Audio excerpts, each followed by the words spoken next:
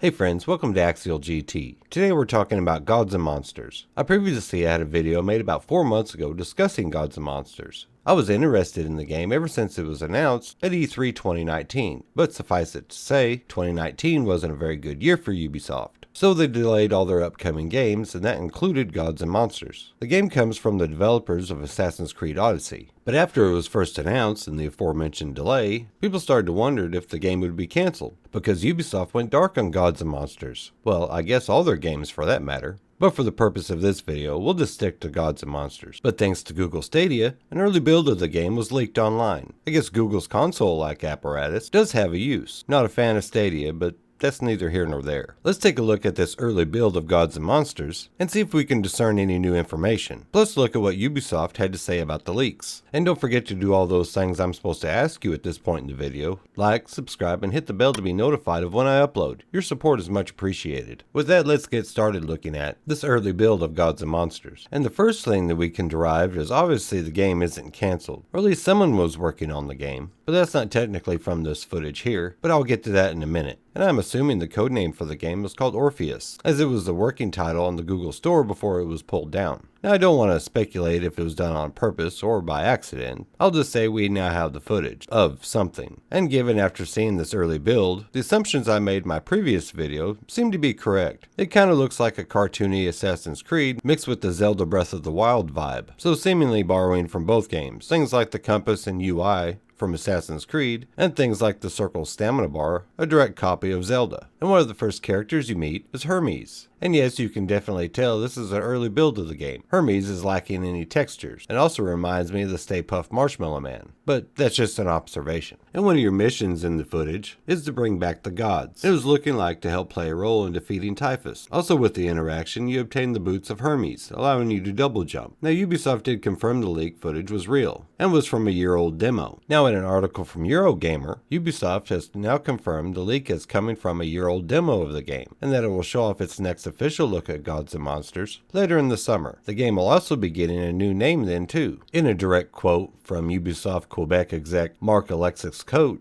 he stated, "Our vision for the game, formerly known as Gods and Monsters, has evolved in surprising ways, which is common when developing exciting new worlds. This footage is from our E3 2019 demo, which was shown to select press last June and is now over 1 year old. Much has changed since then in terms of features, tone, art, character design, and even the name of the game. We are hard at work and very excited to finally show players what we have created at the end of summer." So more or less everything we have been told or shown about the game up to this point is I guess null and void. Even the name is a moot point, which might be kind of sad for the people that did like what they've seen so far, and to the people that weren't interested in the game, I guess there's hope. So this summer we will find out what this new game is destined to be. So in summary, some people that were looking forward to the game shown in the 2019 E3 trailer might want to temper their expectations, because according to Ubisoft, that game might not exist. But here's to staying hopeful something from the original game makes the cut for those excited for Gods and Monsters, or whatever they decide to call it now. But if you enjoyed the video, be sure to like, subscribe, and hit the bell for future Axial GT content.